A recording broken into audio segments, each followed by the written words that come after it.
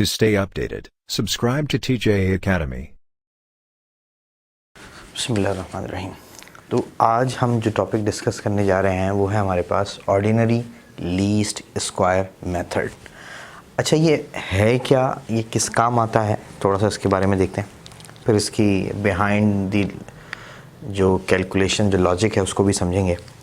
जैसे for example अभी हमने जो हमारी जिसमें हमने इस लेक्चर में डिस्कस किया था कि स्टैटिस्टिकल और इकोनोमेट्रिक मॉडल, तो उसमें हमने अनसर्टेनिटी को कहा था, और अनसर्टेनिटी का जब हम ग्राफिकल प्लॉट करें कुछ स्कैटर प्लॉट आएगा लाइक दिस, और फिर हमने एक ऐसी इक्वेशन ड्राइव की थी जो इस स्कैटर प्लॉट को रिप्रेजेंट कर सकती हो। और उस इक्वेशन को ड्राइव करने के दो एस्पेक्ट से, एक तो हमने उसमें ड्रॉ की थी एक ट्रेंड लाइन लाइक दिस, जिसको हमने कहा था ये इक्वेशन रिप्रेजेंट कर रही है, और फिर हमने इनके डिफरेंस को यानी एरर को ऐड कर दिया था। तो एरर को ऐड करने के बाद जो मॉडल हमारे पास आया था, हमने कहा था यह हमारा इकोनोमेट्रिक मॉडल है, और ये इस पूरे स्कैटर प्लॉट को रिप्रेजेंट करा, सिर्फ ट्रेंड लाइन को रिप्रेजेंट नहीं करा। अच्छा, अब इसी स्कैटर प्लॉट के मैं मल्टीपल मॉडल्स बना सकता हूँ। जैसे एक मॉडल हमने ये बना दिया, एक मॉडल हम ये बना दें, एक मॉडल हम ये बना दें। तो अगर देखा जाए, इसको हम कहते हैं मॉडल ए, इसको कहते हैं मॉडल बी, इसको कहते हैं मॉडल सी। तो हमें देखने में कौन सा मॉडल बेहतर लग रहा है? हमें देखने में लग रहा है मॉडल ए रिलेटिवली ज़्यादा बेहतर है, क्योंकि पॉइंट इसी के इर्द गिर्द ज़्यादा है। और जब हम मॉडल सी की बात करेंगे तो मॉडल सी इस एक्चुअल पॉइंट से दूर जाता जा रहा है। दूर जाने का मतलब है एरर बढ़ता जा रहा है। इस तरीके से बी यहाँ पे दूर जाता जाएगा तो एरर बढ़ता चला जाएगा। तो सी और बी में वक्त के साथ साथ एरर में इजाफा होगा, जबकि ए में हमें लग रहा है कि एरर उतनी तेज़ी से नहीं बढ़ेगा या नहीं बढ़ेगा जो सी और बी में इंक्रीज हो रहा है। तो इसका मतलब ये हुआ मॉडल, उसको वो मॉडल ज़्यादा बेहतर होता है जिसमें एरर कैसा हो, मिनिमम हो, एरर कैसा हो, कम से कम हो। अच्छा, मॉडल ऐसा और ऐसा बन क्यों जाता है, ये देखें गौर से। और इसी को अगर मैं वैल्यूज़ के साथ लिख दूं तो ये, अब जो देखें यहाँ पर मैंने रखी x की वैल्यू, मेरे पास आ गई y की वैल्यू। अब x की रखने के साथ साथ y की वैल्यू डायरेक्ट नहीं आती है। x की आप जो भी वैल्यू रखेंगे वो इस वैल्यू से मल्टीप्लाई होगी, इसमें ऐड होगी, और फिर ये वैल्यू आएगी। तो अगर आपके पास ये वैल्यूज़ यानी अल्फ़ा बीटा, ये अगर सही आपके पास मौजूद है इनकी वैल्यूज़, तो इसका मतलब है जब अल्फ़ा बीटा की वैल्यू सही है, यानी अल्फ़ा बीटा एक्चुअल के करीब है, अल्फ़ा बीटा में एरर कम है, तो जब इनके थ्रू y निकलेगा तो उसमें भी एरर कैसा होगा, कम से कम होगा। तो इसका मतलब हमें जो फोकस करना है वो इस अल्फ़ा बीटा की कैलकुलेशन है। अगर हमने अल्फ़ा बीटा को सही कैलकुलेट कर लिया तो जो y निकलेगा वो एक्चुअल के ज़्यादा करीब होगा, और एक्चुअल के ज़्यादा करीब होने का मतलब है चांसेस ऑफ एरर कैसे होंगे, मिनिमम हो जाएंगे।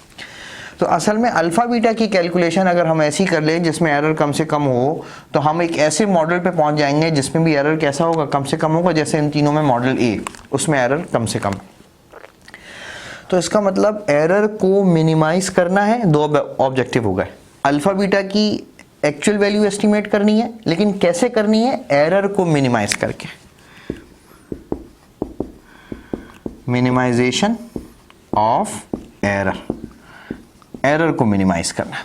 ओके, अब एरर को कैसे मिनिमाइज करेंगे? आपको पता है एरर किसके बराबर होता है, y minus y cap, actual minus estimated value, ये एरर होता है।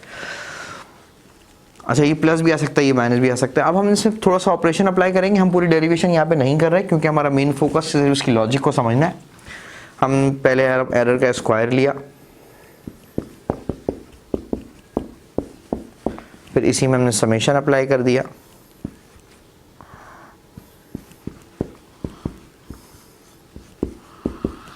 अच्छा फिर हमने इसको ऑप्टिमाइज किया।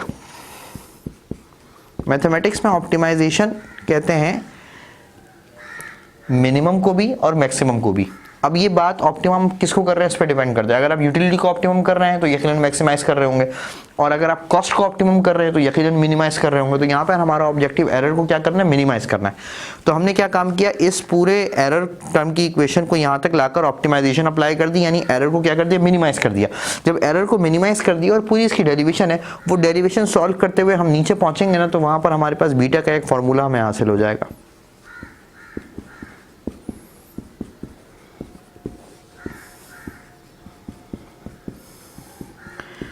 अच्छा अब देखें, अब जो ये बीटा का फॉर्मूला है ये ड्राइव ही उस वक्त हुआ है जब मैंने एरर को क्या कर दिया, मिनिमाइज कर दिया। जब एरर को क्या कर दिया, मिनिमाइज कर दिया। तो जब ऐसा फॉर्मूला या बीटा का ऐसा फॉर्मूला जो ड्राइव ही उस वक्त होगा जिसमें एरर मिनिमम होगा, तो इसका मतलब है इसी से हमेशा बेस्ट बीटा निकलेगा जिसमें एरर मिनिमम होगा। और फिर बीटा की वैल्यू निकाली। अब अल्फा की बात करते हैं, तो अल्फा का फॉर्मूला होता है वाई बार माइनस बीटा, जो यहाँ से निकाला है एक्स बार। वाई बार गिवन है, एक्स बार गिवन है। बीटा की वैल्यू अगर हम ये वाली यूज करें जिसमें एरर मिनिमम है, तो अल्फा में भी एरर कैसा हो जाएगा, मिनिमम हो जाएगा। तो याद रखिएगा अल्फा बीटा की ऐसी एस्टिमेशन, अल्फा बीटा की ऐसी एस्टिमेशन जिसमें हमने चांसेस ऑफ एरर को क्या कर दिया है, मिनिमाइज कर दिया। चांसेस ऑफ एरर को क्या कर दिया, मिनिमाइज कर दिया। तो याद रखिएगा ऐसा मेथड जिसमें हम एरर को मिनिमाइज करके, ऐसा मेथड जिसमें हम एरर को मिनिमाइज करके रेग्रेशन के ये एस्टिमेट्स की वैल्यू मालूम करते हैं, यानी अल्फा बीटा की वैल्यू मालूम करते हैं। आई रिपीट, ऐसा मेथड जिसमें हम एरर को मिनिमाइज करके ये अल्फा बीटा की वैल्यू कहलाते हैं, वो मेथड कहलाता है आपके पास ordinary least square method, OLS, ordinary least square method, जिसमें हम एरर को मिनिमाइज करके रेग्रेशन के एस्टिमेट्स की वैल्यू फाइंड करते हैं ताकि जो एक्चुअल वैल्यू आए वो एस्टिमेटेड के करीब आए, उसमें भी एरर कैसा हो, मिनिमम हो। तो इस मेथड को जिसमें हम एरर को मिनिमाइज करके एस्टिमेटेड वैल्यू y की वो निकालेंगे जो एक्चुअल की ज़्यादा करीब हो, जिसमें एरर कैसा हो, मिनिमम, वो मेथड कहलाता है आपके पास ordinary least square method, OLS।